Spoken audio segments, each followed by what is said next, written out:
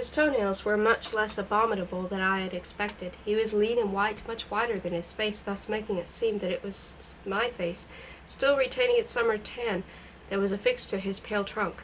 You could even discern the line round his neck where his head adhered. I derived a keen pleasure from that survey. It set my mind at ease. No special mark stigmatized him. When, having pulled on the clean shirt I issued him from my suitcase, he went to bed, I sat down at his feet and fixed him with a frank sneer. I do not know what he thought, but that unusual cleanness had mollified him, and in a bashful gush of something which, for all its repulsive sentimentality, was quite a tender gesture, he stroked my hand and said, I translate literally, "You're a good fellow." Without unclenching my teeth, I went into shivers of laughter. Then I suppose the expression of my face struck him as odd, for his eyebrows climbed up and he cocked his head. No longer suppressing my mirth, I poked my cigarette into his mouth. It fairly made him choke. "You," I exclaimed, "haven't you really guessed that if I made you come here, it was for some important, terribly important matter?" And producing a 1,000-mark note from my wallet, and still shaking with merriment, I held it up before the fool's face. "That's for me?" he asked, and dropped the lighted cigarette. It was as if his fingers had involuntarily parted, ready to snatch. "You'll burn a hole in the sheet," I said, laughing. "Or in your precious hide. You seem moved, I see. Yes, this money will be yours. You'll even receive it in advance if you agree to the thing I am going to suggest. How was it you didn't realize that I babbled about movies only to test you, and that I am no actor whatsoever, but a shrewd, hard businessman? Briefly, here is the matter. I intend performing a certain operation, and a slight chance exists of their getting at me later. All suspicions, however, will be at once allayed to the definite proof that at the exact time when the aforesaid operation was performed, I happened to be very far from the spot." "Robbery?" asked Felix, and a look of strange satisfaction flitted across his face. "I see you aren't as stupid as I thought," I went on, lowering my voice to a mere murmur. "Evidently you have long had an inkling that there was something fishy, and now you are glad that you weren't mistaken, as every man is glad when the correctness of his guess is confirmed. We both have a weakness for silver objects. That's what you thought, didn't you? Or perchance, what really pleased you was that I turned out to be not a leg puller after all, but a dreamer. Slightly cracked, but a man who meant business." "Robbery?" asked Felix again, with a new life in his eyes. "At any rate, an unlawful action. You shall learn the details in due time. First let me explain what I want you to do. I have a car. Wearing my clothes, you'll sit in that car and drive along a certain road. That is all. You'll get 1,000 marks, or if you prefer, $250 for that joyride." "1,000," he repeated after me, ignoring the lure of the valuta. "And when will you give it to me?" "It'll happen perfectly naturally, my friend. On putting on my coat, you'll find my wallet in it, and in the wallet, the cash. What must I do next? I've told you, go for a drive. I'll vanish. You'll be seen. Taken for me, you'll return, and well, I'll be back too, with my purpose accomplished. Want me to be more exact? Righto.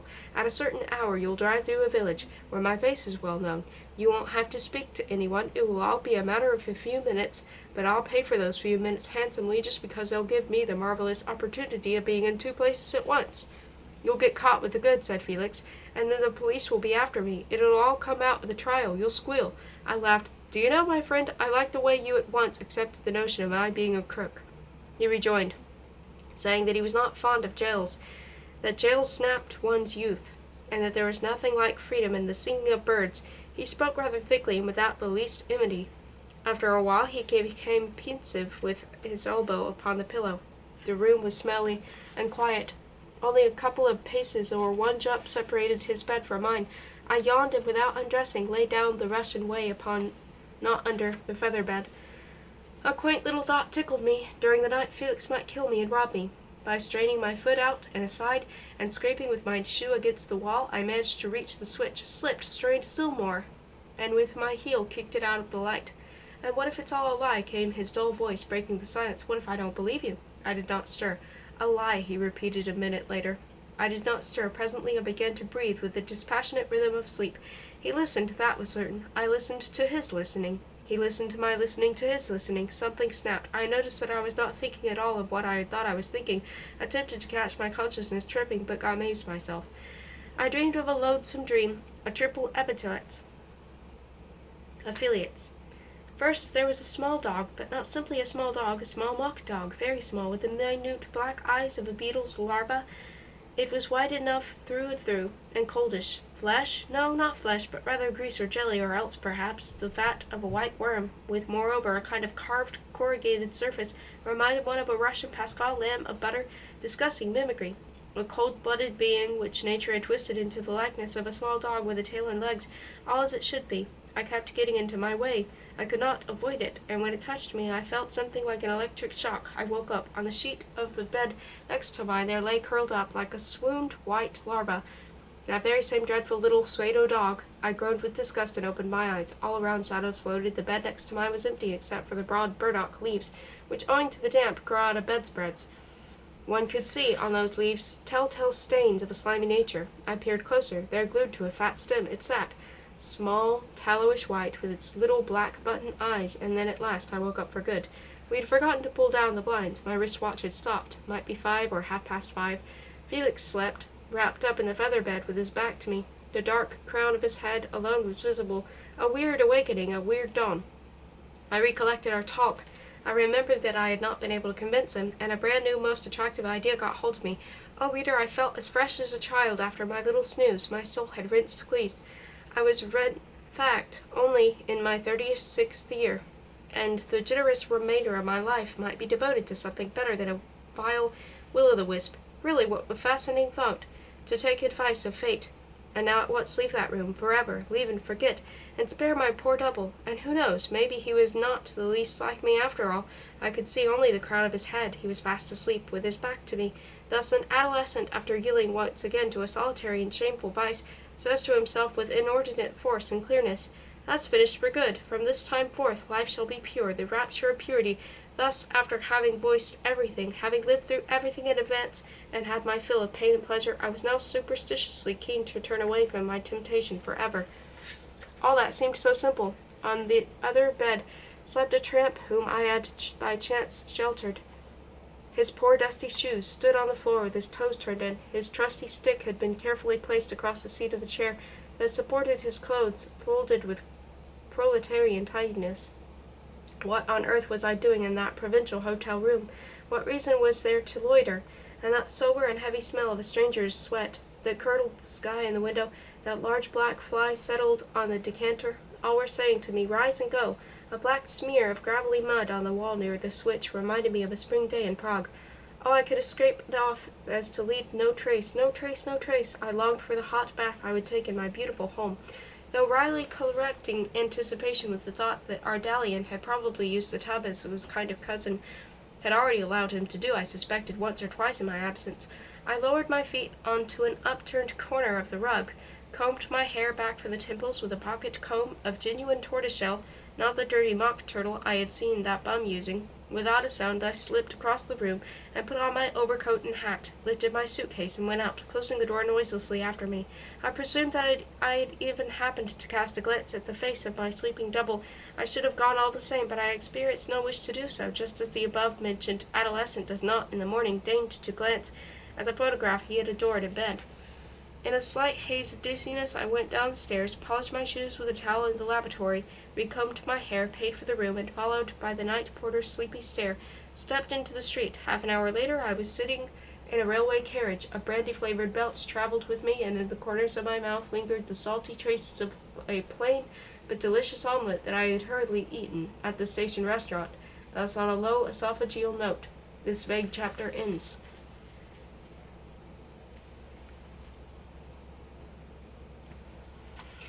Chapter 6.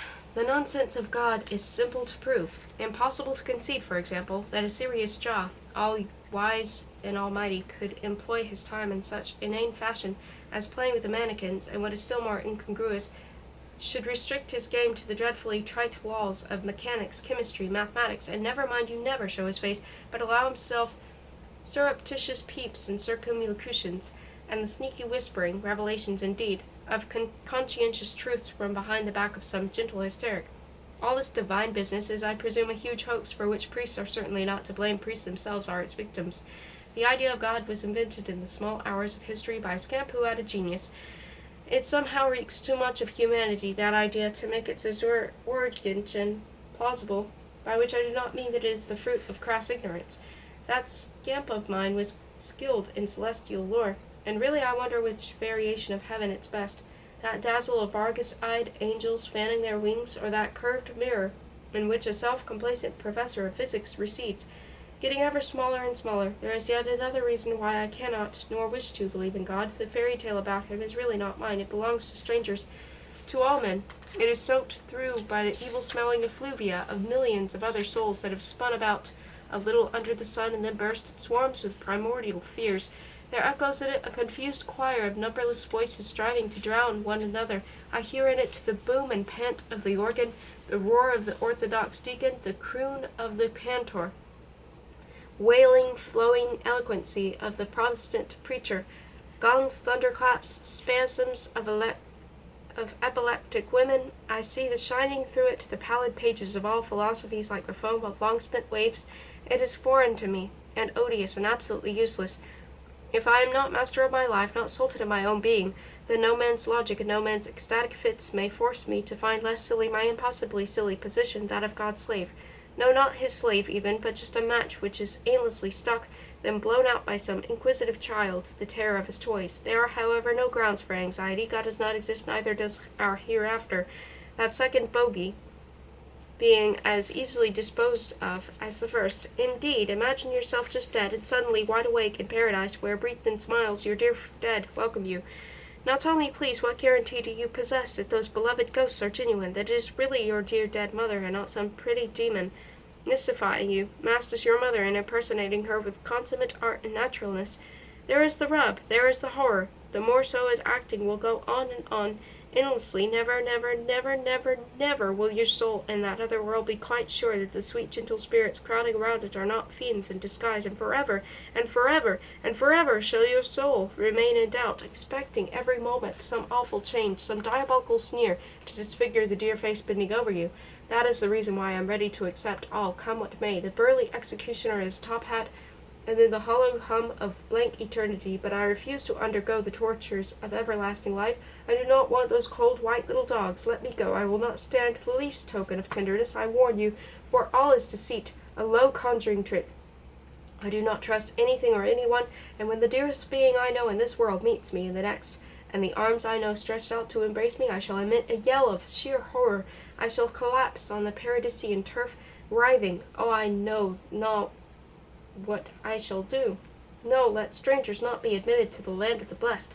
Still, despite my lack of faith, I am by nature neither sullen nor wicked. When I returned from Tarnitz to Berlin and drew up an inventory of my soul's belongings, I rejoiced like a child over the small but certain riches found therein.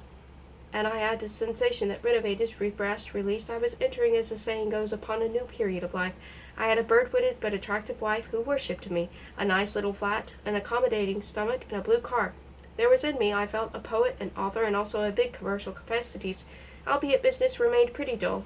Felix, my double, seemed no more a harmless curio, and quite possibly I should in those days have told friends about him, had I had any friends.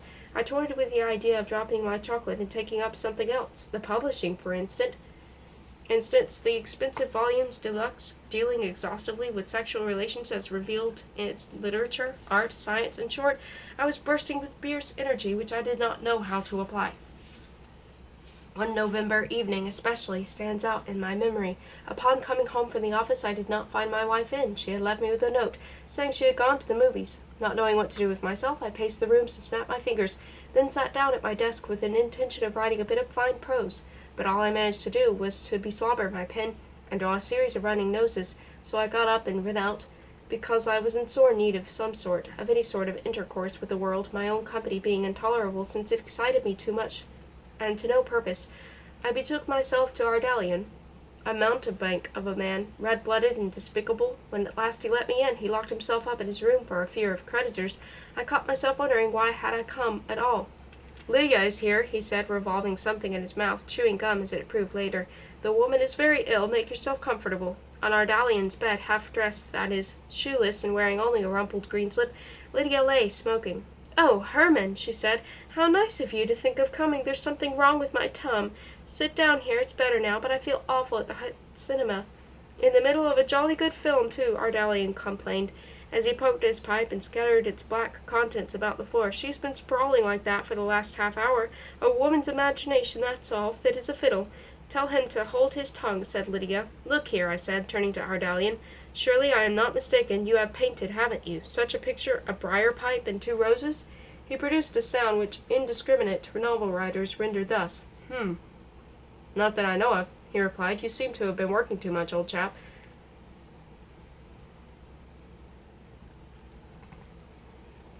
My first, said Lydia, lying on the bed with her eyes shut. My first is a romantic, fiery feeling. My second is a beast. My whole is a beast, too, if you like, or else a dauber. Do not mind her, said Ardalian. As to that pipe and roses, too, I can't think of it, but you might look for yourself. His daubs hung on the walls, lay in disorder on the table, were heaped in a corner. Everything in the room was fluffy with dust. I examined the smudgy purplish dots of his watercolors, fingered gingerly several greasy pastels lying on a rickety chair. First, said Ardalian to his fair cousin, a horrid tease, you should learn to spell my name. I left the room and made my way to the landlady's dining room. That ancient dame, very like an owl, was sitting in a Gothic armchair, which stood on a slight elevation of the floor next to the window, and was darning a stocking distended upon a wooden mushroom. To see the pictures, I said. Pray do, she answered graciously. Immediately to the right of the sideboard I espied what I was seeking. It turned out, however, to not be quite 2 roses, and not quite a pipe, but a couple of large peaches and a glass ashtray. I came back in a state of acute irritation. Well? Ardalian inquired. Found it? Shook my head. Lydia had already slipped on her dress and shoes, and was in the act of smoothing her hair before the mirror with Ardalian's hairbrush. Funny, must have eaten something, she said, with that little trick she had of narrowing her nose. Just when, remarked Ardalian. Wait a moment, you people. I'm coming with you. I'll be dressed in a jiffy. Turn away, Liddy. He was in a patched, color-smeared house-painter's mop, coming down almost to his heels. This he took off. There was nothing beneath save his silver cross and symmetrical tufts of hair. I do hate slovenliness and dirt. Upon my word, Felix was somehow cleaner than he. Lydia looked out of the window and kept humming a little song which had gone out of fashion. And how badly she pronounced the German words. Ardalian wandered about the room, dressing by stages according to what he discovered in the most unexpected spots. Ah me, he exclaimed it all at once. What can there be more commonplace than an impecunious artist? If some good soul helped me to arrange an exhibition, next day I'd be famous and rich. He had supper with us, then played cards with Lydia, and left after midnight. I offer all of this as a sample of an evening gaily and profitably spent.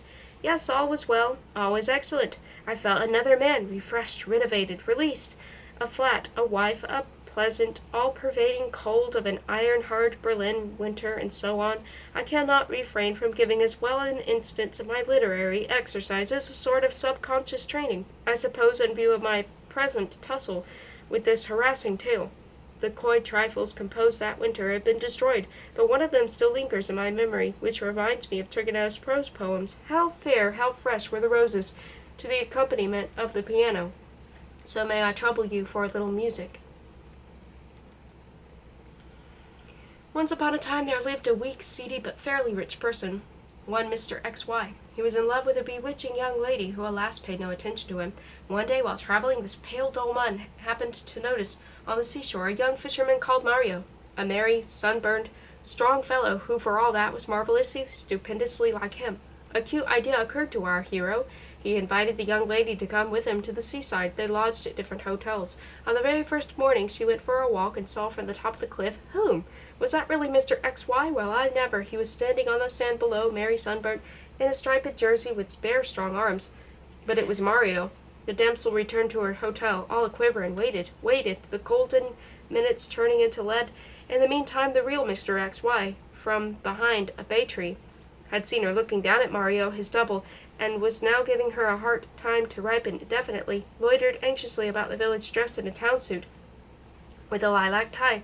All of a sudden, a brown fisher girl in a scarlet skirt called out to him from the threshold of a cottage, and with a Latin gesture of surprise exclaimed, "How wonderfully you are dressed up, Mario! I always thought you were a simple, rude fisherman, with all our young men are, and I did not love you, but now, she drew him into the hut, whispering lips, a blend of fish and hair lotion, burning caresses, so the hours fled.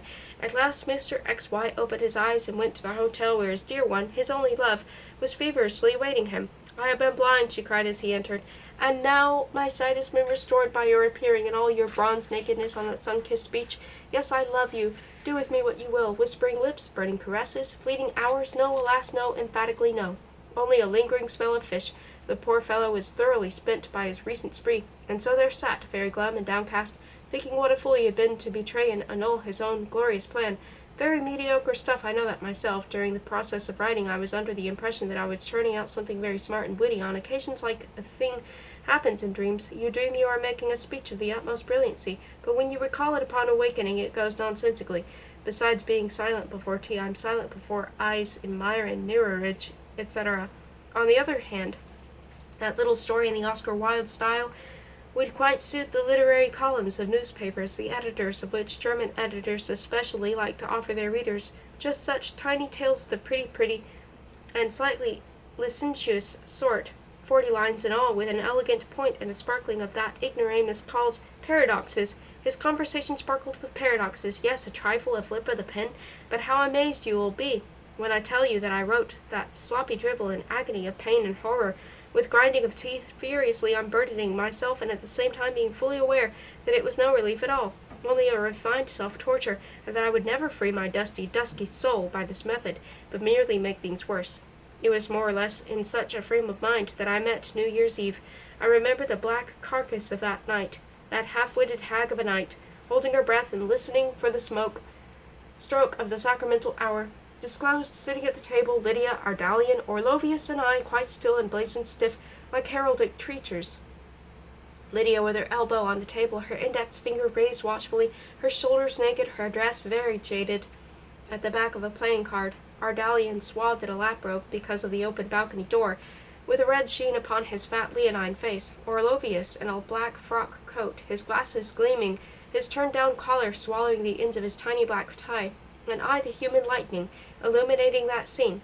Good, now you may move again. Be quick with that bottle. The clock is going to strike. Ardalian poured out the champagne, and we were all dead still once more. Askance, and over his spectacles, Orlovius looked at his old silver turnip that lay on the tablecloth. Still 2 minutes left. Somebody in the street was able to hold out any longer and cracked with a loud report, and then again that strange silence.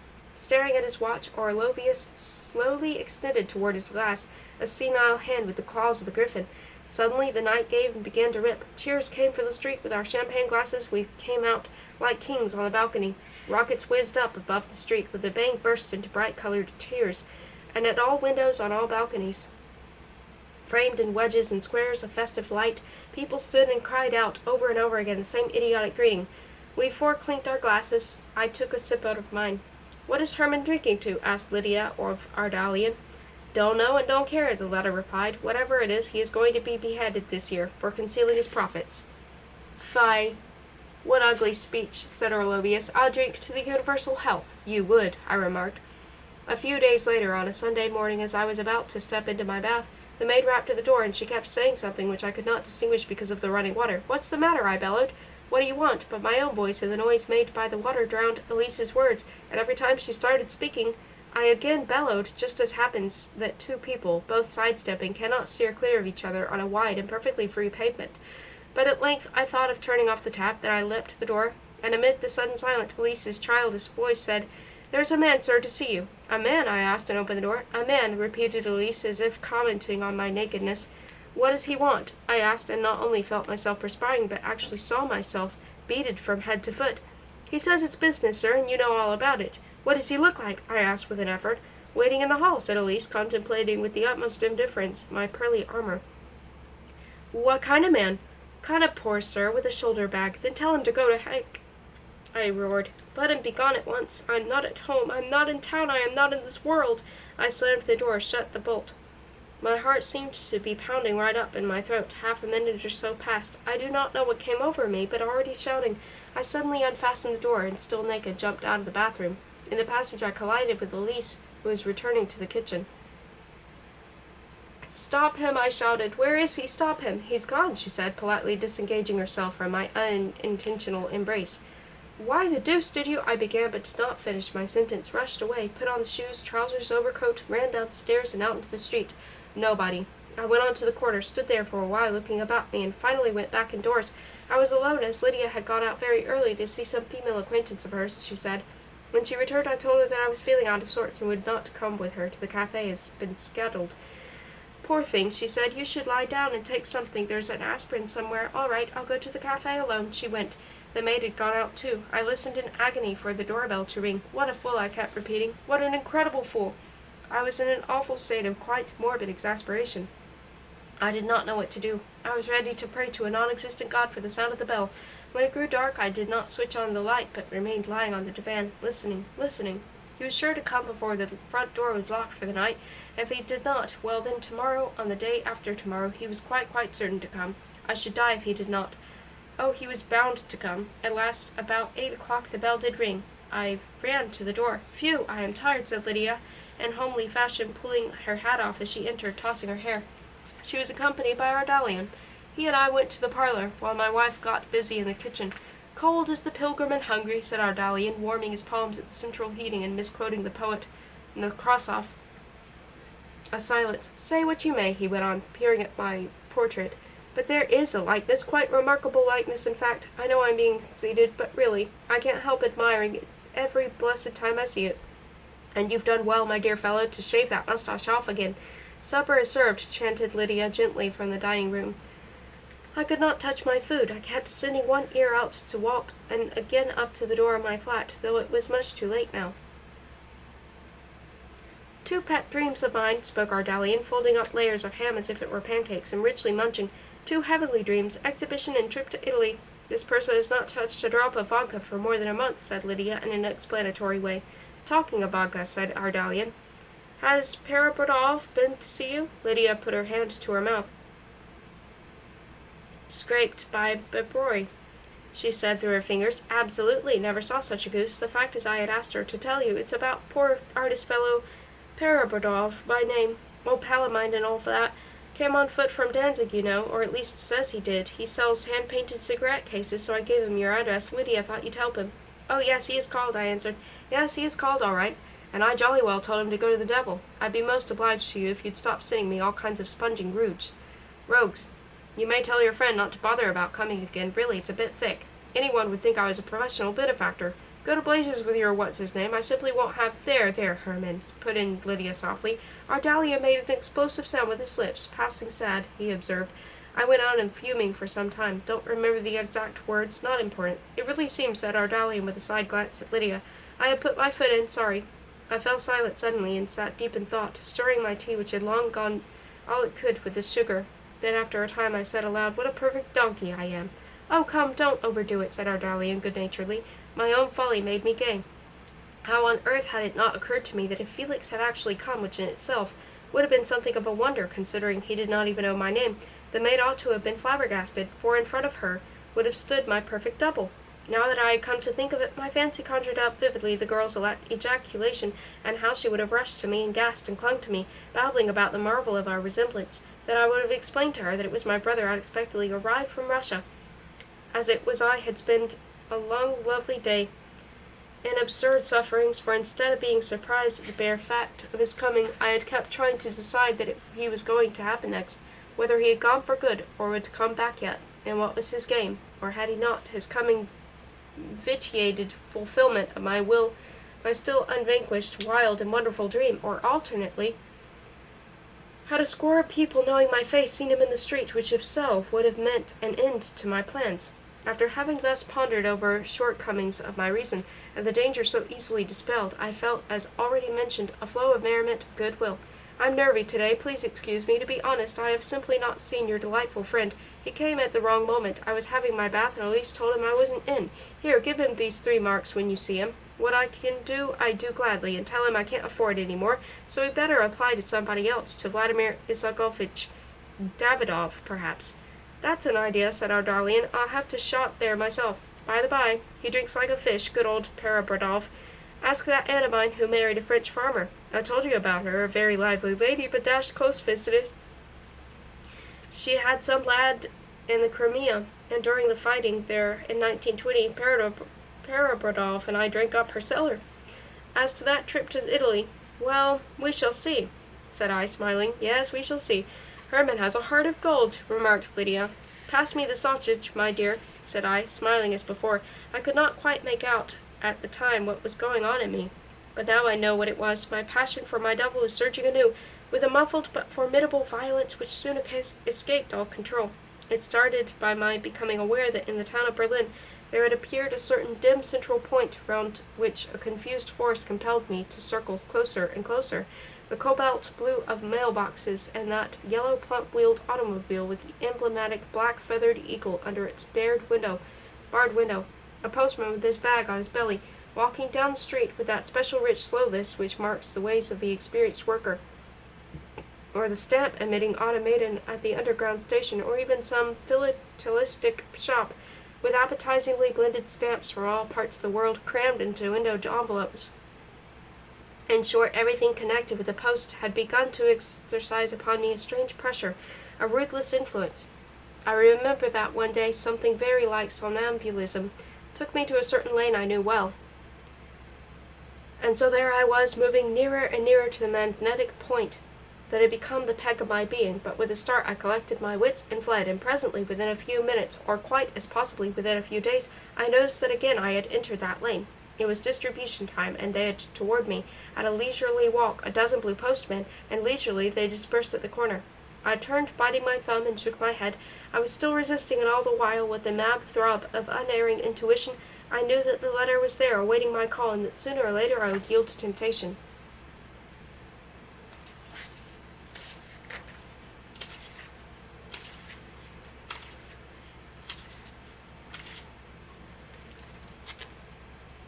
Chapter 7. To begin with, let us take to the following motto, not especially for this chapter, but generally. Literature is love. Now we can continue. It was the darkest in the post office. 2 or 3 people stood at every counter, mostly women, and at every counter, framed in this little window, like some tarnished picture, showed the face of an official. I looked for number 9. I waited before going up to it. There was in the middle of the place a series of writing desks, so I lingered there, pretending in front of my own self that I had something to write on the back of an old bill which I found in my pocket. I began to scrawl the very first words that came. The pen supplied by the state screeched and rattled. I kept thrusting it into the inkwell, into the black spit therein. The pale blotting paper upon which I leaned my elbow was all crisscrossed with the imprints of unreadable lines. Those irrational characters, preceded as it were by a minus, reminded always of mirrors. Minus times minus equals plus. It struck me that perhaps Felix too was a minus I, and that was a line of thought of quite astounding importance which I did no wrong, very wrong, not to have thoroughly investigated. Meanwhile, the consumptive pen in my hand went on splitting words. Can't stop, cans, pots, stop, heel to hell. I crumpled the slip of paper in my fist. An impatient fat female squeezed in and snatched up the pen, now free, shoving me aside as she did so with a twist of her sealskin rump. All of a sudden, I found myself standing at counter 9. A large face with a sandy mustache glanced at me inquiringly. I breathed the password. A hand with a black cot on the index finger gave me not 1 but 3 letters. It now seems to me to have all happened in a flash, and the next moment I was walking down the street with my hand pressed to my heart. As soon as I reached a bench, I sat down and tore the letters open.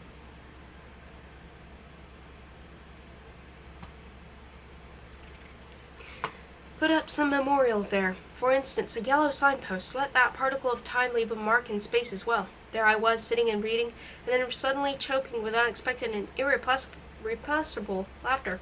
Oh, courteous reader, those were letters of the blackmailing kind, a blackmailing letter which none, perhaps, will ever unseal, a blackmailing letter addressed P.O. till called for, under an agreed cipher to boot, i.e. with candid confession that its sender knows neither the name nor address of the person he writes to. That is wildly funny paradox indeed. In the first of those 3 letters, middle of November, the blackmail theme was merely foreshadowed. It was much offended with me, that letter. It demanded explanations. It seemed fairly to elevate its eyebrows, as its author did, ready at a moment's notice to smile his arch smile, for he did not understand. He said he was extremely desirous to understand why I had behaved so mysteriously, why I had, without clinching matters, stolen away in the dead of night. He did have certain suspicions that he did, but was not willing to show his cards yet. He was ready to conceal those suspicions from the world, if only I acted as I should, and with dignity he expressed his hesitations, and with dignity expected a reply. It was all very ungrammatical, and at the same time stilted, that mixture being his natural style. In the next letter, end of December, what patience! The specific theme was already more conspicuous. It was plain now why he wrote me at all. The memory of that 1,000-mark note, of that grey-blue vision which had whisked under his nose and then vanished, gnawed at his entrails. His cupidity was stung to the quick. He licked his parched lips. He could not forgive himself for having let me go, and thus had been cheated of that adorable rustle, which made the tips of his fingers itch. So I wrote that he was ready to grant me a new interview, that he had thought things over of late, but that if I declined to see him or simply did not reply, he would be compelled. Right there came an enormous inkblot, which the scoundrel had made on purpose with the object of intriguing me, as he had not the faintest notion of what kind of threat to declare. Lastly, the 3rd January letter was a true masterpiece on his part. I remember it in more detail than the rest because I preserved it somewhat longer. Receiving no answers to my first letters, it began seeming to me that it is high time to adopt certain measures.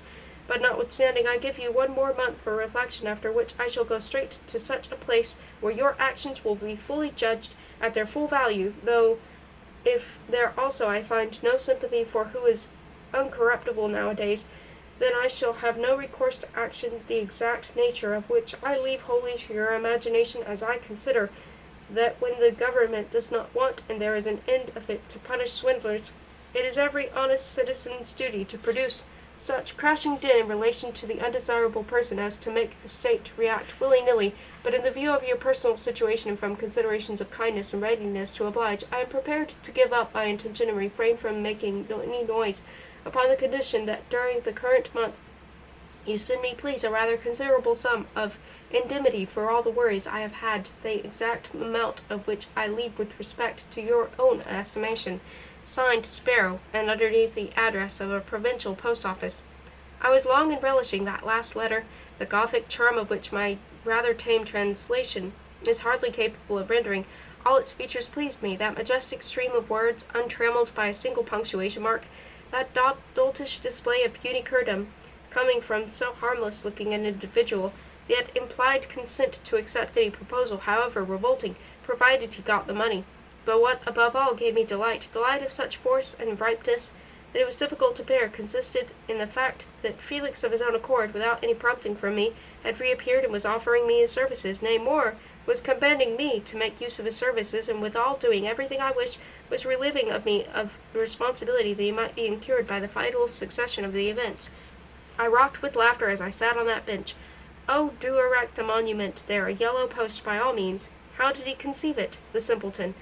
That his letters would, by some sort of telepathy, inform me of their arrival, and that after a magical perusal of their contents I would magically believe in the potency of his phantom menaces. How amusing that I did somehow feel that the letters awaited me, counter number 9, and that I did intend answering them. In other words, what he, in his arrogant stupidity, had conjectured had happened.